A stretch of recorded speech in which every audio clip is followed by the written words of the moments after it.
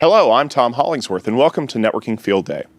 We are here in Menlo Park, California, and we are talking to Forward Networks. The presentation that you are about to watch is attended by a group of networking delegates who are writers, speakers, bloggers, and podcasters from the networking community that have been invited to ask questions, make comments, and offer their opinions about the solutions and products for Forward Networks. If you would like to learn more about Tech Field Day, including how to become a delegate or a presenter, please go to our website at techfieldday.com. If you'd like to see more videos like this on a variety of IT subjects, please check out our YouTube channel at youtube.com/techfieldday. So let me tell you just real briefly a little bit about the background of myself and my co-founders to give you a sense of why we're here, why we're doing what we're doing.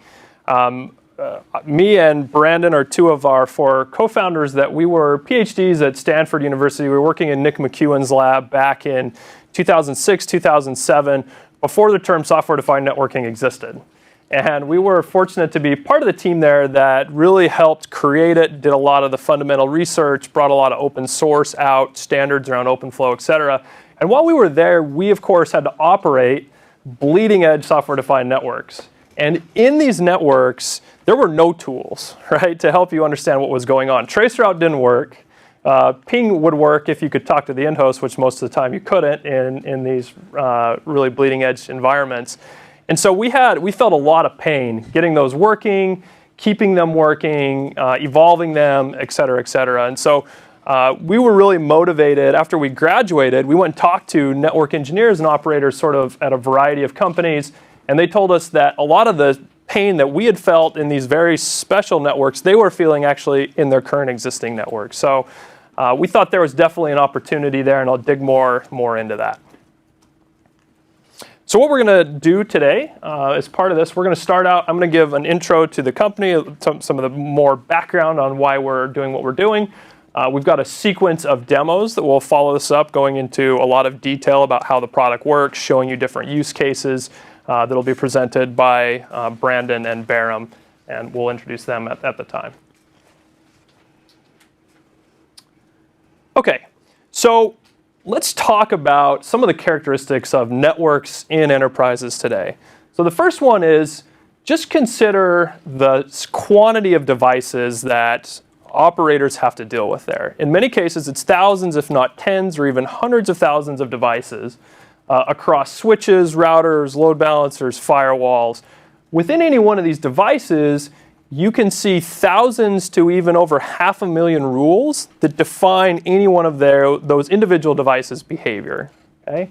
And then take that and compound that by sort of the diversity that you see in these environments. So you've got gear from half a dozen to a dozen vendors in any given network environment.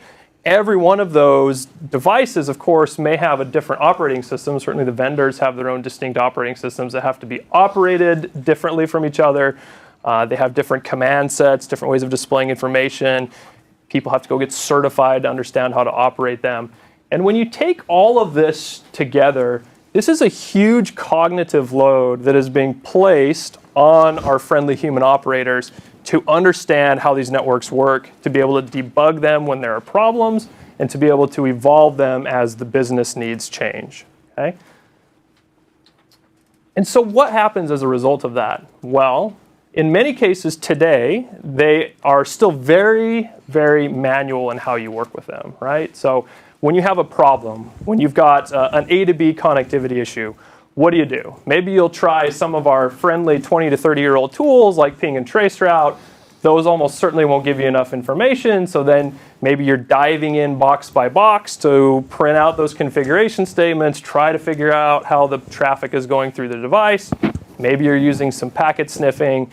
There's a lot of manual work that has to happen there to triage and find out the problems with devices. And the key thing is most of the tools that are still used are old. And so what you have now is a huge rate of error that is being introduced into networks. In fact, when you look at what fraction of network outages, like what they're caused by, 80% is because of humans, right? We can't handle this complexity. It's too much. And so what's the net result? Well, all you have to do is look around and read the news on any given day to see another network sort of spectacularly failing and causing a lot of pain and suffering for that company. Of course, all the users of the company. You get ultimately brand damage. We've seen some airlines have had a rough time over the last few months, as well as certainly some tech companies have had some bad days. So fundamentally, we think this has to change. And so at Forward Networks, we're introducing a new category of product that we are calling network assurance. Okay? So what is network assurance? Well, the goal is to eliminate the complexity as much as possible for human operators. So to take things that are very manual today, put them into smart software so that you can put in a question and get an answer back immediately instead of having to do that correlation yourself. So to speed up the workflow and really to drive out error. So wherever possible, be able to give you answers as to what is the outcome of a change before you make it, and prevent outages before they can occur. I'll dig into how we do this next. So by way of analogy, let me explain how our system works.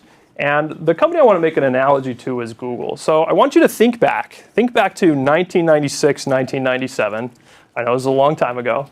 How did you access web data? How did you find something that you were looking for on the web? If you were doing anything like what I was doing, you may have been going to directories, which were places like Yahoo, maybe AOL, other portals is another term for them. Maybe you click on the sports or the tech category, and they'd have a list of web pages, and you go and kind of read through them to try to find something of significance or interest to you, depending on what you were doing. This was slow and manual. It was very much like opening the yellow pages and trying to find things in there, which certainly nobody does anymore.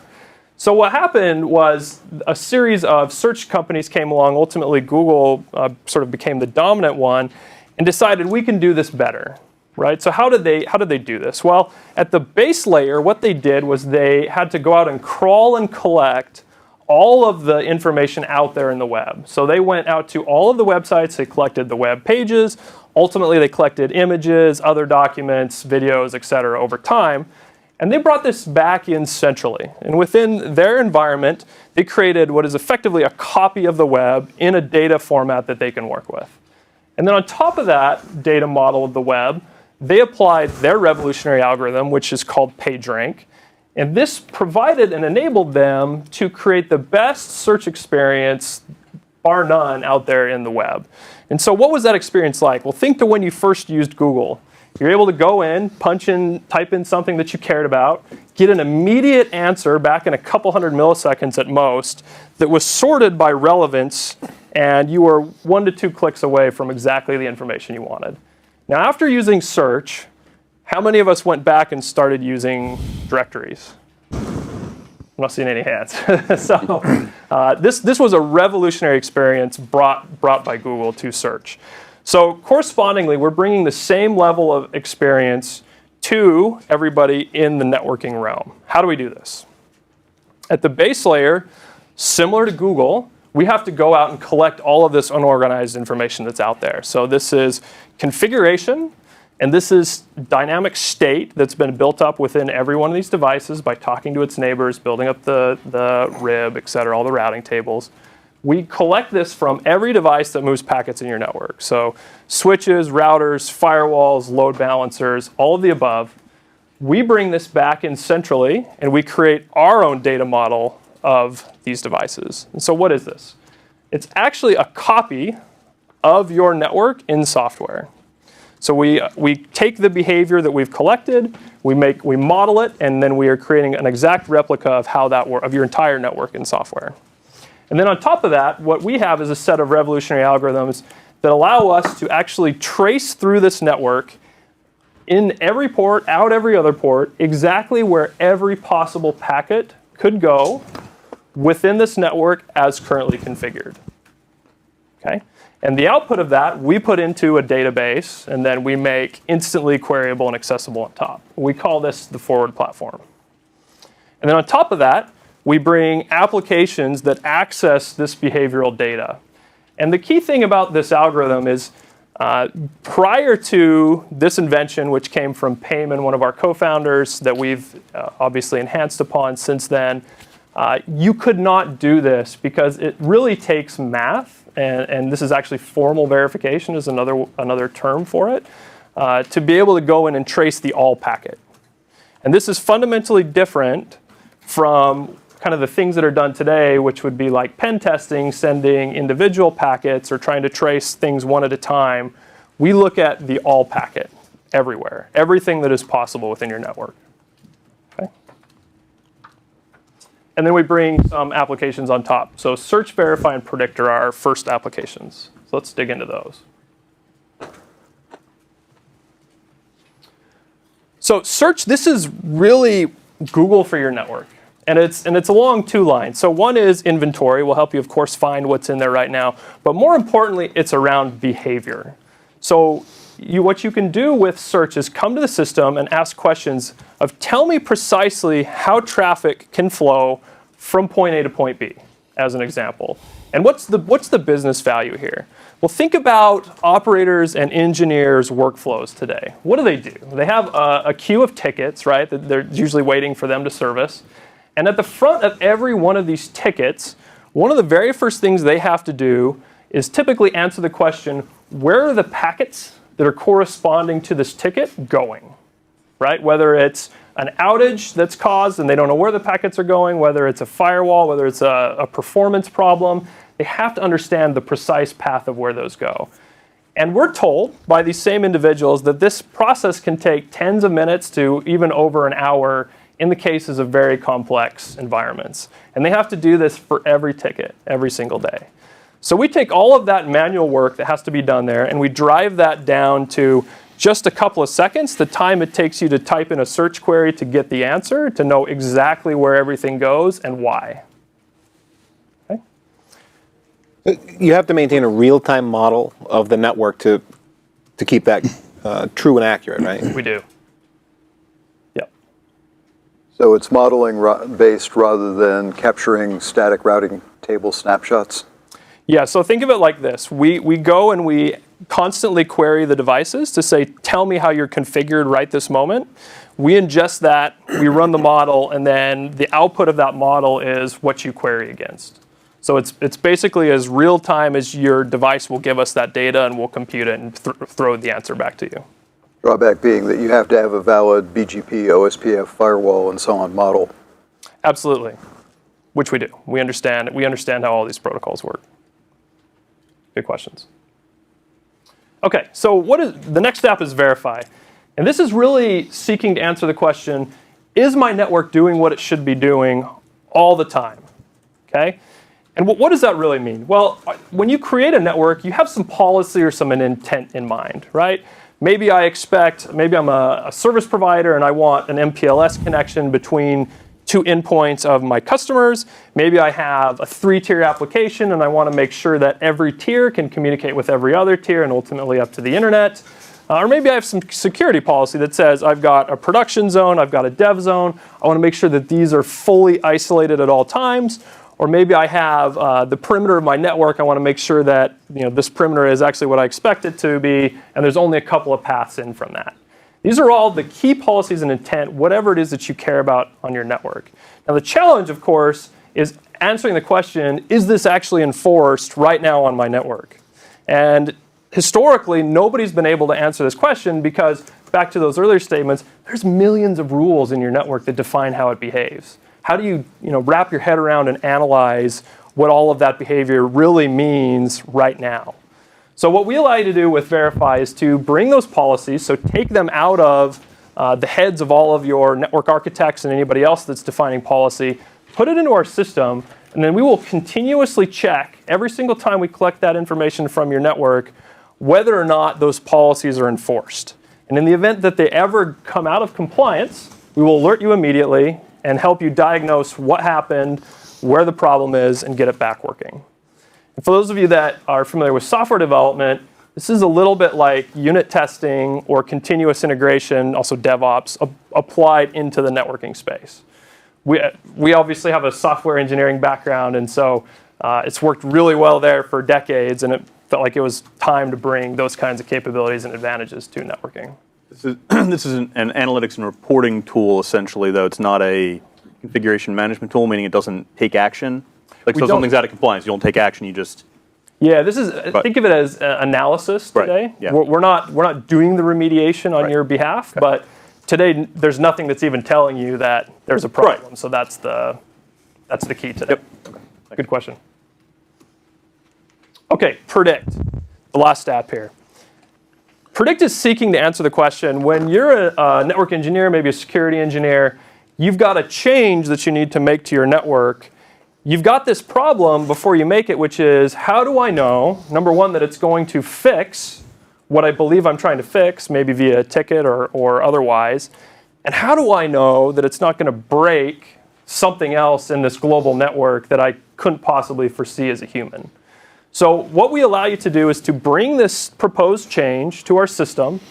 In our software copy of your network, we'll apply it, we'll model out exactly what it does, we'll test it against all of that policy that you've put in our system, and then and only then, once you have complete confidence that it's going to fix what you were trying to fix and not break anything else, would you then push it out to production.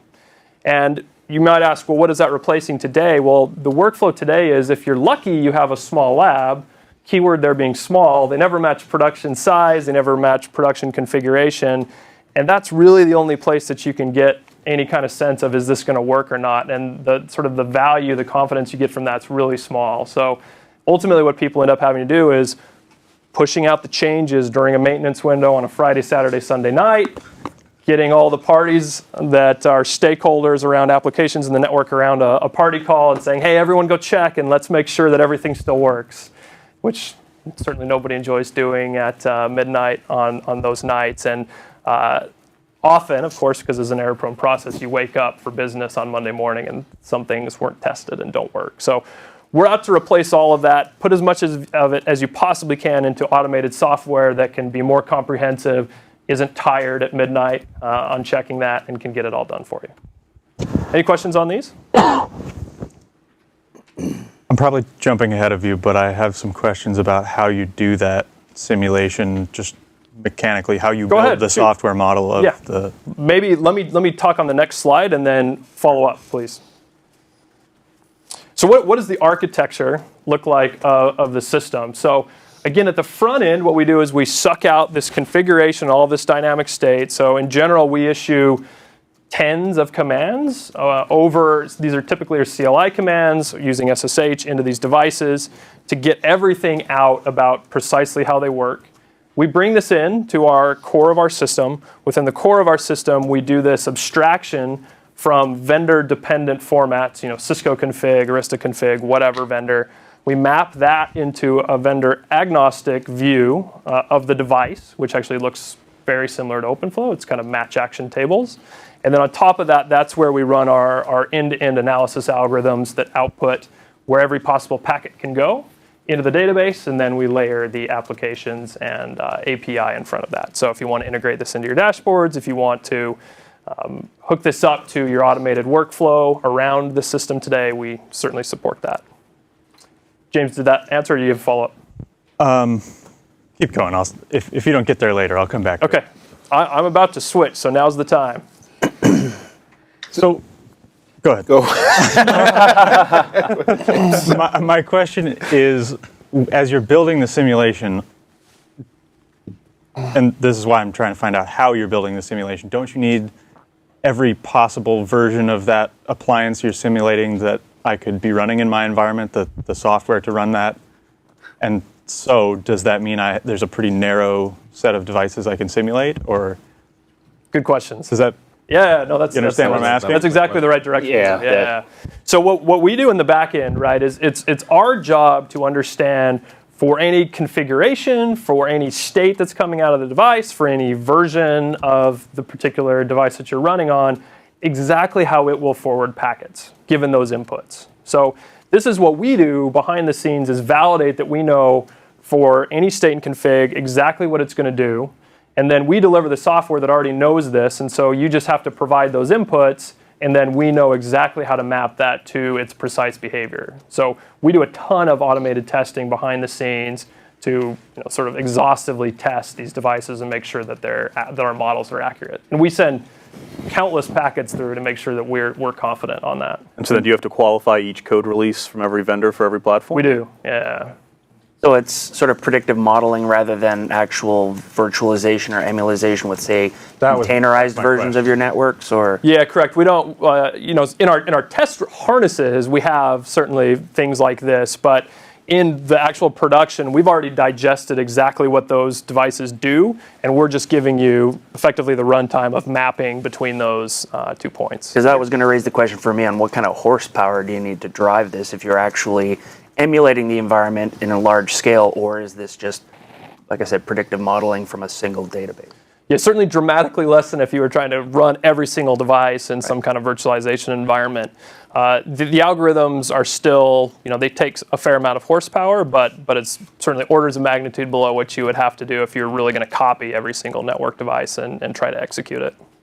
So if there's a bug in a version, BGP in a version of code, the simulation would warn you of that, or you would pick up on that? Yeah, great question. So we would test and understand exactly what it's going to do. We may or may not actually warn the user that there's an issue here, but we will map from the known behavior, including the bug, to make sure that as you're using this system, we're surfacing that to you.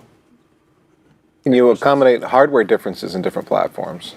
Yeah, so the key thing is in a single line of devices, like the 7K line or whatever, it actually doesn't matter to us at all how many ports or slots you have in your chassis, anything like that. It's basically the same software that's running on these. So in general, that doesn't matter, but we certainly test this to make sure that's the case. But it could from an oversubscription standpoint. I mean, yeah, so if you have an outage that affects more traffic flowing through a device, then you could be most certainly hitting an issue. Great question. So this is actually an important point. So we carve up networking into kind of two pieces. So one is correctness. So I know that packets are going where I want them to go, or I know that they're not going where I don't want them to go, versus performance, which is how fast are they going to those locations. Today we are looking solely at the correctness aspect because hasn't been served in networking to date. And there's a lot of things in performance. Customers are interested in fusing the two, so you'll probably see more data brought into our platform over time to enable that. All right. So from my thought, I was thinking this would be great for testing DR plans. We have our legacy, just off the top of my head, 6500 with a firewall services module in it, and we're going to fail over, to that for our edge. Well, guess what? Running IPv6 now. Last time we failed over, we weren't. All those packets get punted to the CPU. Guess what? We don't have internet anymore. Yeah, that's great. From a DR perspective, we will absolutely help you from a configuration standpoint. We won't model the effects of CPU load or actual traffic load yet.